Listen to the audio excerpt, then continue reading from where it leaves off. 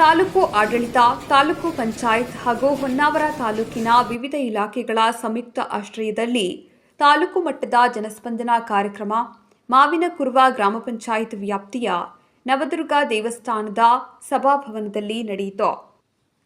ಮೀನುಗಾರಿಕೆ, ಬಂದರು, ಒಳನಾಡು ಜಲಸಾರಿಗೆ ಸಚಿವರು ಹಾಗೂ ಜಿಲ್ಲಾ ಉಸ್ತುವಾರಿ ಸಚಿವರು ಆಗಿರುವ ಮಂಕಾಳ್ ವೈದ್ಯ ಗಿಡಕ್ಕೆ ನೀರು ಎರೆಯುವುದರ ಮೂಲಕ ಚಾಲನೆ ನೀಡಿ ನಂತರ ಅಧ್ಯಕ್ಷತೆ ವಹಿಸಿ ಮಾತನಾಡಿ, ಶಾಸಕರು, ಸಚಿವರು, ಅಧಿಕಾರಿಗಳು ಸಾಮಾನ್ಯ ಜನರ ಬಳಿ ಹೋಗಬೇಕು, ಅವರ ಸಮಸ್ಯೆಗೆ ಸ್ಪಂದಿಸಬೇಕು ಎನ್ನುವುದು ಈ ಕಾರ್ಯಕ್ರಮದ ಉದ್ದೇಶವಾಗಿದೆ.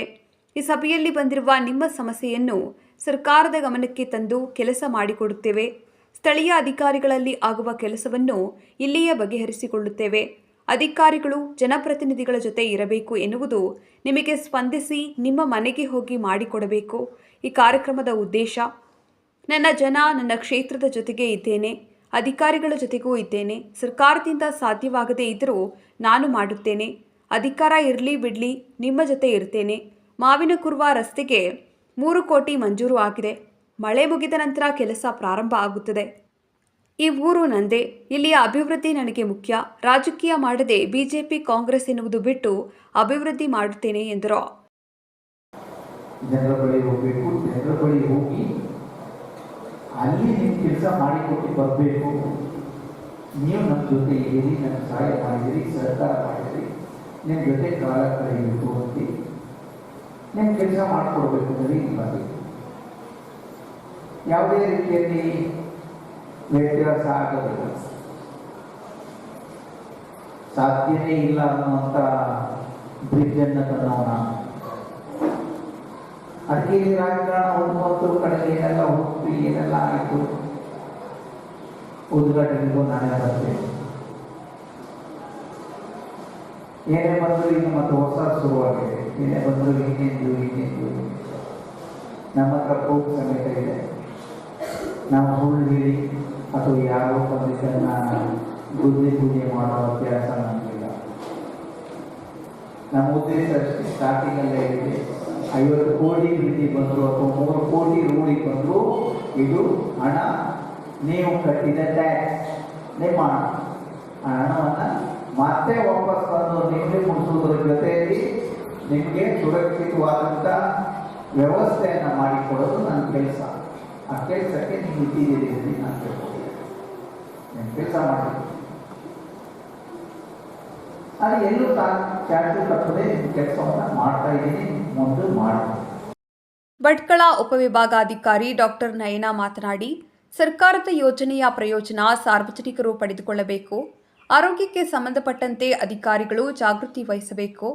ಜನರು, ಅಧಿಕಾರಿಗಳು, ಜನಪ್ರತಿನಿಧಿಗಳ ನಡುವಿನ ಅಂತರ ಕಡಿಮೆ ಮಾಡುವ ಉದ್ದೇಶದಿಂದ ಜನಸ್ಪಂದನಾ ಕಾರ್ಯಕ್ರಮ ಆಯೋಜನೆ ಮಾಡಲಾಗಿದೆ. ಸಾರ್ವಜನಿಕರು ಅದರ ಪ್ರಯೋಜನ ಪಡೆಯಿರಿ ಎಂದರು. ಉದ್ದೇಶವೇ ಜನಗಳ ಆಹ್ವಾನಗಳನ್ನ ನಾವು ಸ್ವೀಕರಿಸಬೇಕು ಅಂತ. ಹೆಚ್ಚಾಗಿ ಜನ ಬಂದಷ್ಟು ನಮಗೆ ಆತಂಕ ಆಗುತ್ತೆ. ಯಾಕಂದ್ರೆ ಹೆಚ್ಚು ಜನ ಬಂದಷ್ಟು ನಾವು ಅಧಿಕಾರಿಗಳು ಕೆಲಸ ಮಾಡ್ತಿಲ್ಲ ಅನ್ನೋ ಒಂದು ಸಂಶಯ ಹುಟ್ಟುತ್ತೆ. ನೋಡೋಣ, ಆಹ್ವಾನಗಳನ್ನ ನೀವು ನಮಗೆ ಕೊಡಿ. ಇವತ್ತಿನ ದಿನ ಸಾಧ್ಯ ಆದಷ್ಟು ಮಟ್ಟಿಗೆ ನಮ್ಮ ಒಂದು ತೊಂದರೆಗಳಿಗೆ ಒಂದು ಪರಿಹಾರ ಮಾಡುವ ಒಂದು ಪ್ರಯತ್ನ ನಾವು ಮಾಡ್ತೀವಿ. ಸಚಿವರು ಕೂಡ ಅದೇ ನಿರ್ದೇಶನ ನೀಡಿದ್ದಾರೆ. ಇವತ್ತೇ ಆದಷ್ಟು ಎಲ್ಲ ಜನರಿಗೆ ಒಂದು ಸಮಸ್ಯೆಗೆ ಪರಿಹಾರ ಏನಿದೆ ಅನ್ನೋದನ್ನು ಕೂಡ ತಿಳಿಸಿ ಹೇಳಬೇಕು ಅಂತ ಅವ್ರು ಹೇಳಿದ್ದಾರೆ.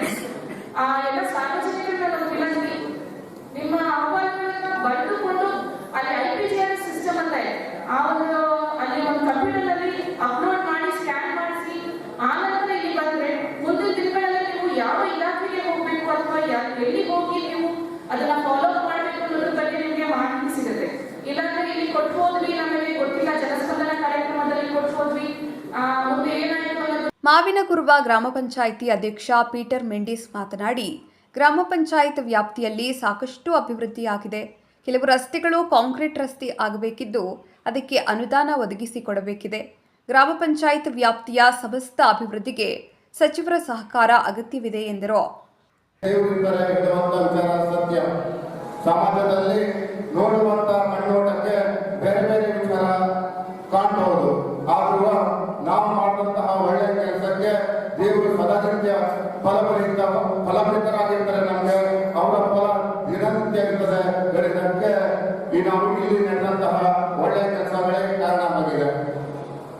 ಕಾರ್ಯಕ್ರಮದಲ್ಲಿ ಪ್ರತಿಯೊಂದು ಗ್ರಾಮಗಳಿಗೆ ಎಕ್ಸಾಮ್ ರೋಡ್ ಹೋಗಿದೆ ಸರ್. ಪ್ರತಿ ಎಲ್ಲ ಗ್ರಾಮಗಳಿಗೆ ರೋಡ್ ಹೋಗಿದೆ. ಗುಳ್ಳಿಮಲೆ ವಾರ್ಡ್ನಲ್ಲಿ ಒಂದು ರೋಡ್ ಹೋಗಬೇಕಾಗಿದೆ. ಈಗಾಗಲೇ ನಾವು ಪಂಚಾಯತಿಂದ ಅನುದಾನವನ್ನು ಹಾಕಿದ್ದೇವೆ. ಸ್ವಲ್ಪ ತಕರಾರಿರೋದ್ರಿಂದ ಅದು ಹೆಂಡಪ್ ಆಗಿದೆ. ಮತ್ತು ಆ ಊರಿನ ಜನರು ಸುರಂಗ ಅಂತ ಒಂದು ದೊಡ್ಡ ವಿಚಾರವನ್ನು ಇಟ್ಟಿದ್ದಾರೆ. ತಾವು ಮನಸ್ಸು ಮಾಡಿದ್ರೆ ದಯವಿಟ್ಟು ನಾವು ಮುಂದಿನ ದಿನದಲ್ಲಿ ಅದನ್ನು ಮಾಡಿಕೊಡ್ತಾರೆ ಹೇಳುವಂತಹ ಸಂಪೂರ್ಣ ಭರವಸೆ ನಮ್ಮಲ್ಲಿದೆ. ಅದಲ್ಲದೆ ಪ್ರತಿಯೊಂದು ಗ್ರಾಮದಲ್ಲಿ ರೋಡ್ ಹೋಗಿದೆ. ವಿವಿಧ ಫಲಾನುಭವಿಗಳಿಗೆ ಪಿಂಚಣಿಗೆ ಸಂಬಂಧಪಟ್ಟ 22 ಜನರಿಗೆ ಆದೇಶ ಪ್ರತಿ ವಿತರಣೆ ಮಾಡಿದರು. ನೇತ್ರ ತಪಾಸಣೆ ಶಿಬಿರ ಯಶಸ್ವಿಯಾಗಿ ನಡೆಯಿತು. ನೂರಾರು ಸಾರ್ವಜನಿಕರು ತಮ್ಮ ಸಮಸ್ಯೆ ಅಹವಾಲುಗಳನ್ನು ಸಲ್ಲಿಸಿದರು.